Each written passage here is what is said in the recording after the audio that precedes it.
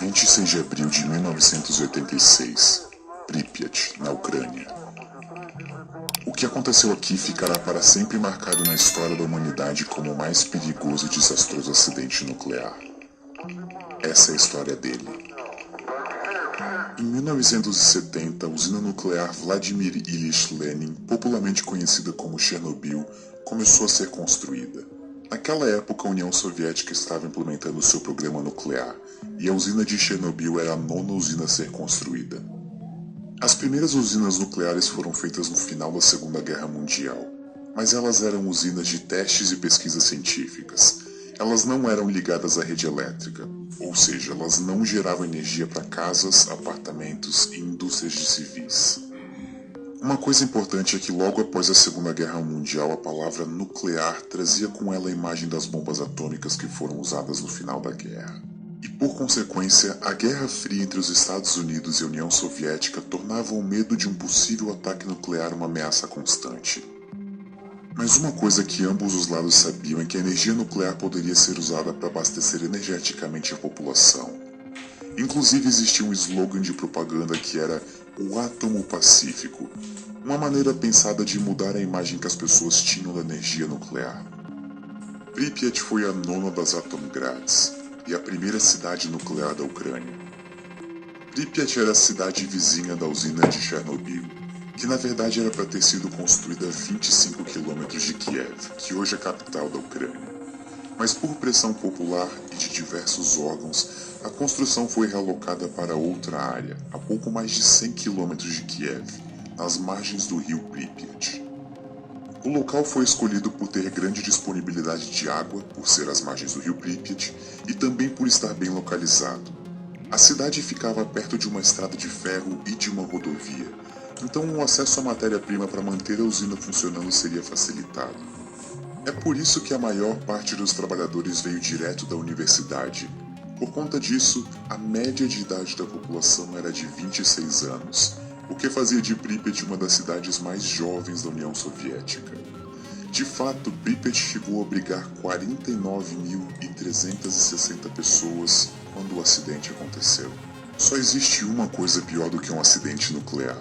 Um acidente nuclear evitável. A usina de Chernobyl usava um novo tipo de reator nuclear desenvolvido na União Soviética, o RBMK. Os reatores RBMK eram considerados bons na época por alguns motivos. Primeiro, eles eram extremamente baratos de serem construídos, o que permitia que eles fossem montados em série, e isso acelerava a expansão do programa nuclear soviético como um todo.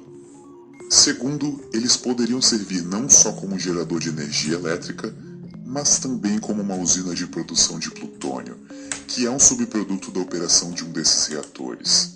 O plutônio então poderia ser utilizado para projetos militares e até para fazer armamentos nucleares. Sendo eficiente financeiramente, possível de construir vários rapidamente e ainda usar como matéria-prima para armamentos nucleares no meio da Guerra Fria, fizeram dos RBMKs os reatores escolhidos pelo programa nuclear soviético. Só que a parte complexa é que átomos de urânio não vêm com botões de liga e desliga. Eles sempre vão estar decaindo, não importa o que você faça. E em um reator nuclear, isso pode ser um problema caso a reação aconteça mais rápido do que deveria. Mas, se tudo isso for feito de maneira correta, você tem uma usina nuclear que funciona com um altíssimo nível de segurança e baixíssima probabilidade de acontecer um acidente. Mas infelizmente esse não era o caso dos reatores RBMK. O próprio design deles favorecia várias situações que reduziam a segurança e a integridade dos reatores. Os reatores soviéticos usavam água para resfriar o núcleo, mas eles também utilizavam grafite como um moderador. E isso é peculiar, porque a água já é tanto um moderador de nêutrons quanto um absorvedor. O fato de os reatores RBMK possuírem grafite como moderador criava uma situação perigosa. Às 13 horas e 5 minutos, 12 horas depois do início do processo, o reator estava operando com 50% da potência normal. Às 14 horas, a última redução na potência seria feita e o teste começaria, deixando o reator operando a 30% da capacidade normal. Mas inesperadamente, os controladores da rede elétrica em Kiev pediram para o teste ser interrompido porque haveria uma alta demanda energética e, portanto, o reator precisaria estar funcionando. Os operadores de Chernobyl deixaram o reator operando a 50% da potência por mais 9 horas. E é aqui que as coisas começaram a dar errado. O teste era para ser feito durante o dia, com uma equipe devidamente preparada. Mas naquele horário, o turno do dia já tinha ido embora e quem continuaria o teste seria o turno da noite, que não estava preparado. Às 0 horas, o novo turno havia assumido o teste. Entre as pessoas na sala de controle estavam Alexander Akimov, chefe do turno noturno, Leonid Toptunov, o operador das hastes de controle, e Anatoly Dyatlov, o chefe engenheiro da usina de Chernobyl. Para o teste acontecer, o reator precisaria estar operando a 700 megawatts. Essa potência foi atingida às 0 horas e 5 minutos. Só que dentro do reator, um dos subprodutos do decaimento radioativo, o xenônio 135, que absorve nêutrons, estava começando a se acumular. Isso é um processo conhecido como envenenamento do reator, e a consequência disso é que a potência continua a diminuir apesar de os operadores não terem feito mais nenhuma alteração. Akimov dizia que o manual mandava que a potência do reator não poderia ser menor do que 700 megawatts, mas Dyatlov, que tinha um cargo maior, dizia que 200 megawatts seriam seguros. Como Dyatlov tinha um cargo maior, ele tinha a última palavra. E o teste seguiu.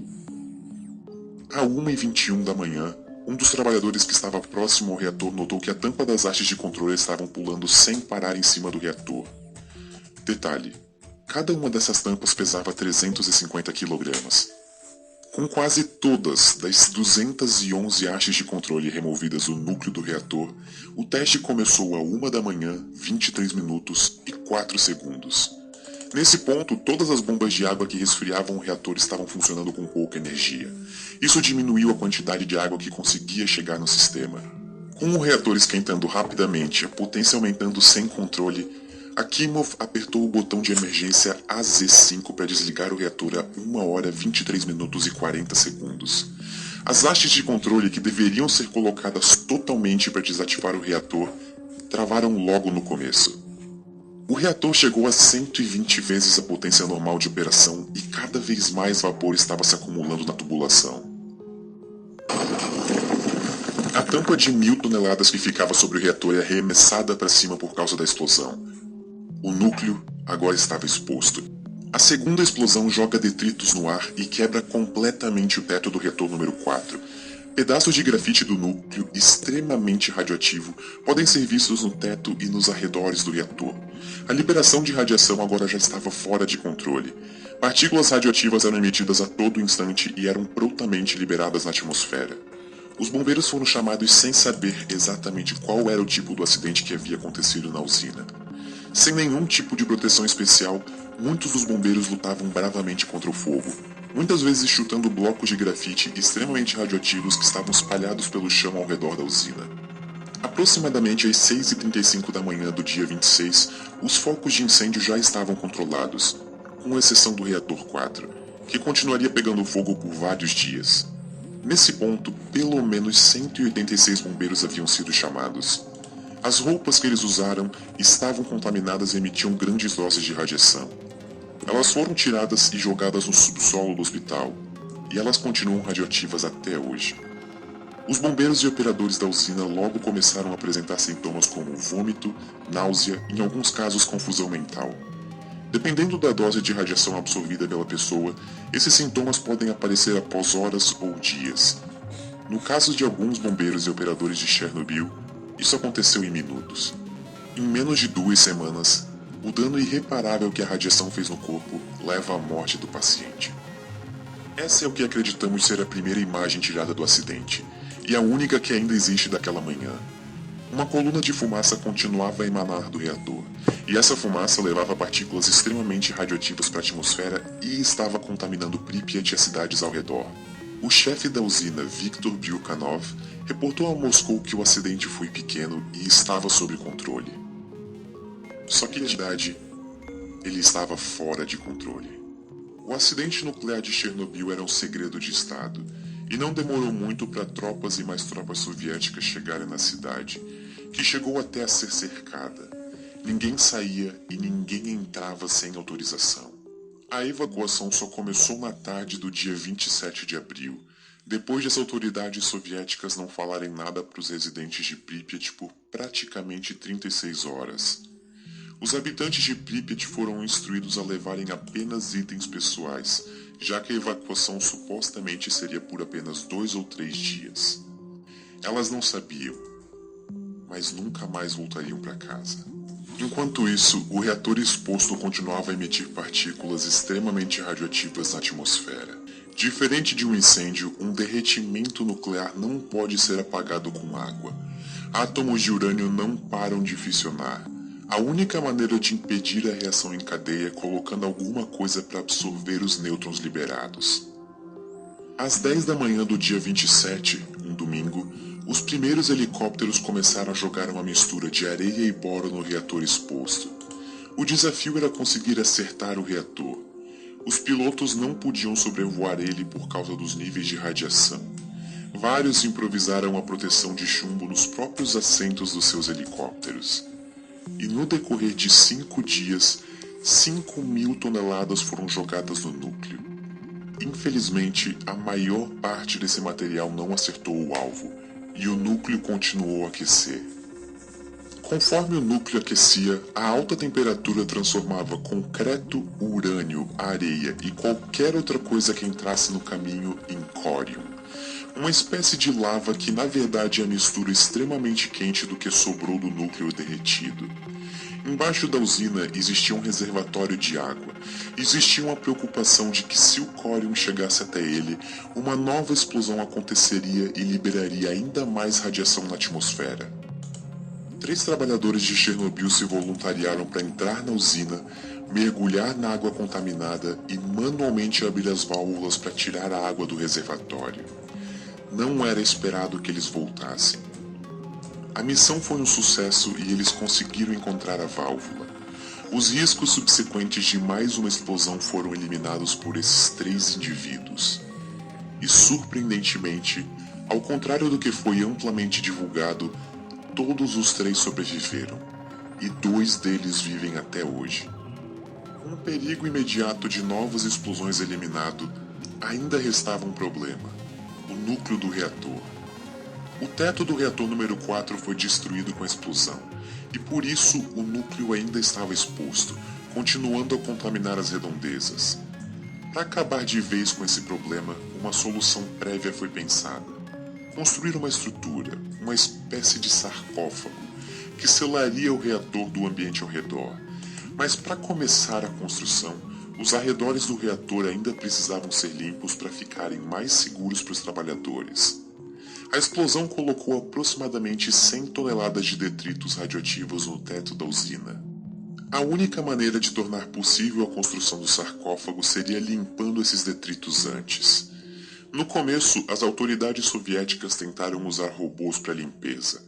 Um deles era uma versão modificada dos robôs do programa espacial soviético, construídos para serem operados na Lua. Em um momento, até um robô especial alemão chegou a ser utilizado. Mas tinha um problema: os robôs paravam de funcionar por causa da radiação. Ou a radiação acabava com os circuitos eletrônicos dos robôs, ou eles ficavam presos nos destroços. Era uma situação delicada. Em um estágio do processo, chegou-se à conclusão de que os melhores robôs que existiam eram seres humanos, os chamados biorobôs. Ao todo foram necessárias quase 5.000 pessoas para o serviço. Os trabalhadores receberam, em média, 5 vezes a dose de radiação que uma pessoa recebe em um ano nesses 40 segundos no telhado. E foram eles que permitiram o início da construção do sarcófago.